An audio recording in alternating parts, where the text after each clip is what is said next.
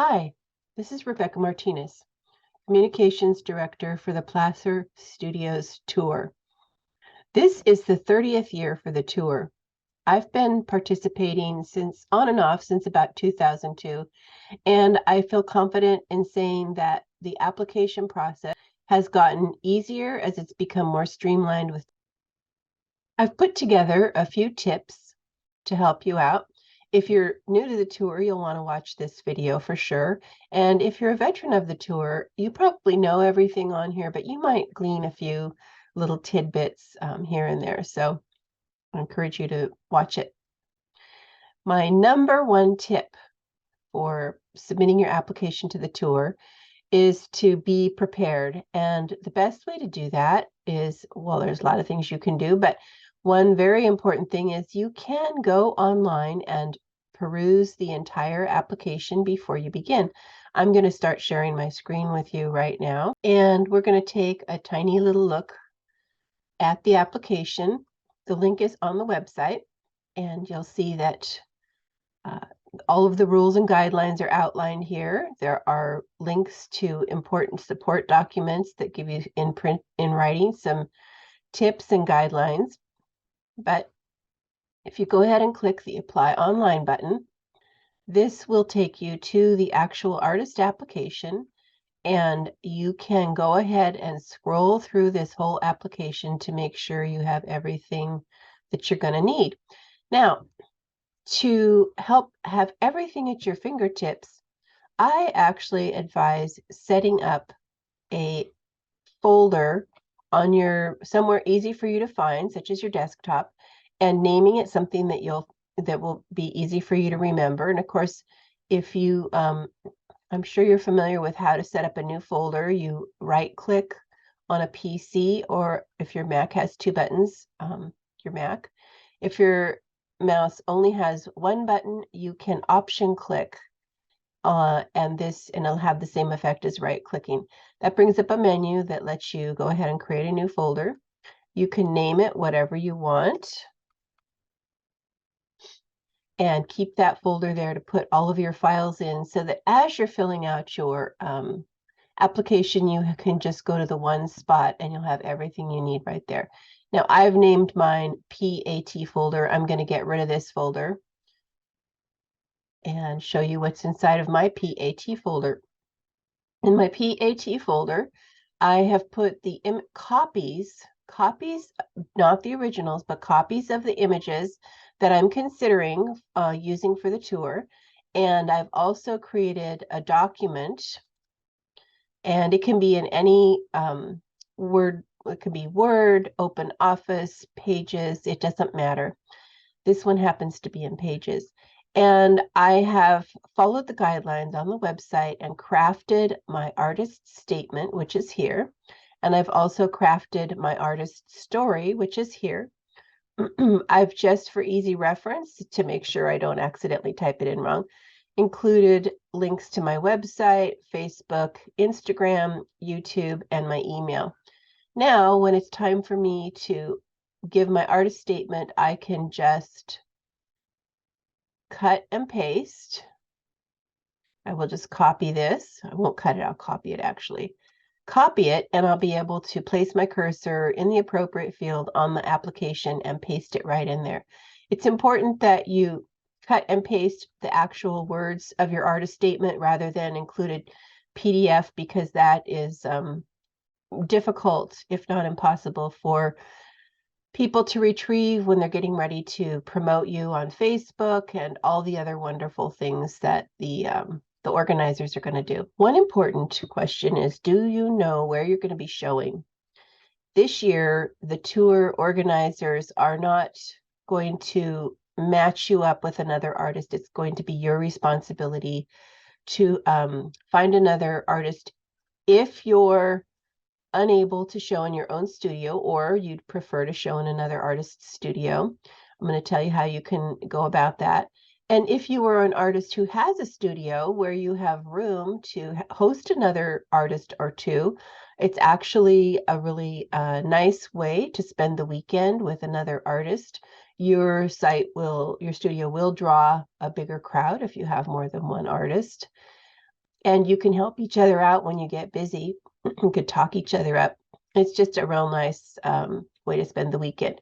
So this year, what I would recommend doing is going ahead and going to your Facebook page. Go ahead, and I'm actually already on the private artist page.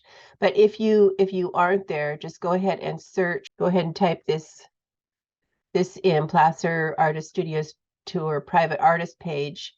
And here is a page that you need to join. It's a moderated page, so you need to be a member of this group to access the information on the page. And there's a lot of valuable information here. I have been accepted, and you can see that there are 147 members here. Go ahead and ask to join if you're not already part of this group. If you are looking for a studio, you'll be approved right away, because this is a very well moderated page. And if you're planning to be on the tour, or you're already on the tour, you'll be admitted into the group. So this will be the place to go ahead and look for a studio, or find somebody to share your studio with. And then you and that person or people can just correspond directly and get that arranged. You will need to know where you're going to be showing when you fill out the application. That is a very important detail that you cannot skip. All right. Okay, well, I'm not going to go over every single field or every single question in the online application, but I do want to share with you one very important tip, and that is your photos. Now, if you are at all unsure about the quality of your photos, I urge you to go ahead and make an appointment with one of the photographers in the list that will be provided on the website. This is probably one of the most important things on your application. It's important, especially if you're an emerging artist and you haven't done this before, to make a wonderful presentation to potential tour goers. You want to entice them to come and visit your studio and meet you. So there are some tips about lighting, backgrounds, the resolution of your images that are very important and outlined on the photo requirements page. There is an important naming protocol. Your last name must be listed first, and then the name of the file, .jpeg. Only JPEG files are accepted for this application. That's very important. If your images don't meet the requirements, they'll be kicked back and you'll be asked to resubmit, which is not the end of the world, but it is a little bit tedious to go back and find your images or whatever. All right, now for the meat of our presentation, which is how to crop, resize, and rename your images. Now, I'm looking in my PAT folder. I'm going to be using this image, which is a little collage image. This is a copy of the image. I'm going to right-click this, or option-click, and I am going to get info. I just want to see how big my image is. And it looks like it's 3,024 pixels wide by 4,032 pixels tall. So even though I'm going to crop this image in, I'm going to get rid of that funky gray background, I'm still going to have at least 1,500 pixels on the shortest side. And that's what you're looking for. You don't want your image to be less than 1,500 pixels on the shortest side. You can always come down in pixel count. If you go up in pixel count, you're going to be destroying the integrity of your image. It's going to be blurry and pixelated. So you want to make sure that you meet the minimum pixel sizes. Okay, this one's going to do. If it doesn't meet the requirements, then you probably need to pick another image. Okay, now the programs that you need to crop, resize, and rename your image come on both platforms, Mac and PC. If you're comfortable using, and you have a program like Photoshop, of course you can go ahead and use that. But if you don't have any photo editing software, this is a good way to take care of your photo requirements. We're going to go ahead and right click this. We're going to open with Preview. Preview is the program that comes on Macintosh. Photos is the program that comes on PC. Also, you can use on a PC Paint 3D, which also works. I'm going to open this with Preview. And here's my image. I'm going to go to Tools. I'm going to choose the rectangular selection. And I think this is where I want to start cropping. Now, the very first picture that you upload will be the image that's used to represent your studio in the guide. And that image must be square. So to make this image square, I'm going to hold down the Shift key while I drag the mouse, and that will constrain this image to this crop to being square. Okay, and I think I want to crop it right about there. Okay, now I'm going to go back up to Tools, go to Crop, and there we go. I have my square image. Now, the next thing I'll want to do is rename the image. This is actually going to replace the name on my image. It's not going to make a copy of my image. Unlike the PC, this is going to change the actual name of this only image that I have to work with. And don't forget, if you change your mind about what you've done, there is an undo button under the edit, or you can close it without saving it until you name it. Okay, I'm going to put my last name first. That is the naming protocol. And then I'm going to call this collage and name it JPEG. I'm saving it right back in that folder where I found it. And I've just renamed my image. Now let's look at the sizing. Go back up to your tools. I'm going to adjust the size. And in this area, I want to make sure that I'm working in pixels. My new image, since it's been cropped, remember it was over 3,000 before, now it's just 2,406 square. Both of these are the same. I'm not going to bother with changing the pixels. That's not really important. I do want to resample my image, and I do want to scale it proportionately. And remember, I only want to go down on these numbers, not up. I could go to 1,500, but I think I'm going to give them just a little bit extra. I'm going to take it to 2,000. Okay, and there you have it. I can go ahead and save this just to make sure.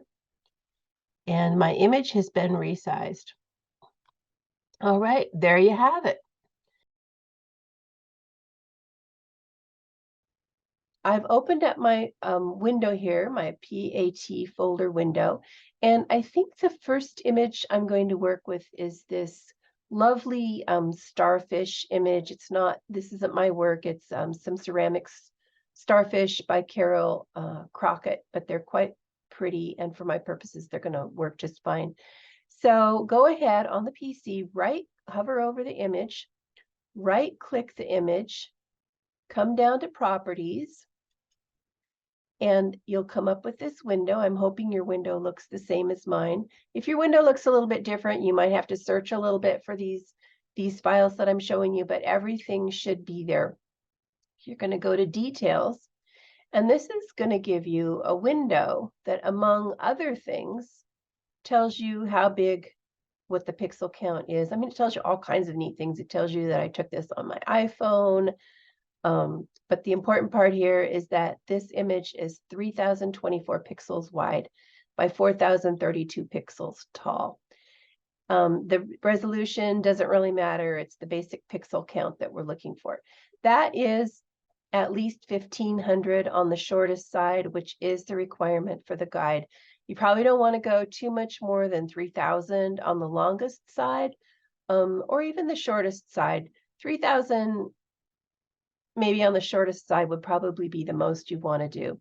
So this one is going to be big enough. If it's not big enough, or if I think I'm going to crop it down quite a bit smaller so that I won't be capturing the whole image at that pixel count, I will want to choose another image just to make sure that we don't end up with a pixelated image. All right, so I'm going to say, okay, fine, that's going to work. So now I'm going to right-click the image, And I am going to edit it with photos. I could also do this in Paint 3D, but for this one, Paint 3D is actually very easy also. It's very similar to what we're going to be doing with Photos. Photos is the program that comes with every PC, and we're going to go ahead and edit this photo. This is going to be I am planning to do this for the guide. If I was doing this, I would do this. This would be my choice for the guide. And it would need to be a square image. The image that you're going to use to demonstrate your artwork for the guide has to be square. That's the way it's set up. There are two ways to do that. You could either come over here to ratio and you could choose square, and that will automatically crop it to square. Once it's square, you can move it around and choose the way, choose where you want it to be cropped. Now this image is pretty big, so I actually could come in a little bit, and if I hold the shift key down while I pull this button, it's going to keep it as a square. Okay, that's where I think I'm going to crop it. So at this point, I'm going to save a copy, and I want to find my PAT folder. I'm going to save it in here because this is where I want to find it. Now is when I'm going to do my naming protocol. I'm going to make sure I save it as a JPEG, and I'm going to call this, my last name is Martinez, even though this isn't my artwork. I'm going to say Crockett because this is actually her piece. But you would say, Starfish, or, the name of the piece or whatever. And I'm going to say save. Okay, now you see I'm working on my new file, my new square file. And this looks pretty good. I'm actually liking that, but it's still pretty big. So I'm going to go ahead and resize it. To resize it, we click on these three dots and we go to resize image. I'm going to use the custom dimensions, and I'm going to make it the very best quality. And I'm just going to, 1500 is the minimum. I'm just going to go a little bit bigger than that. I'm going to go 2000 just to be safe. I'm going to save that resized copy, and I'm going to overwrite the one I had before. Yes, I do want to overwrite it. And it is ready to go.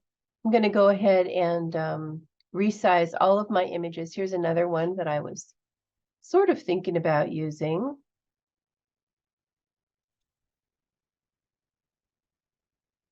This one this is going to be one of my sample images.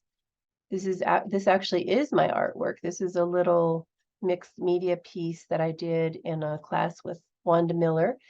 And I'm going to go ahead and save a copy.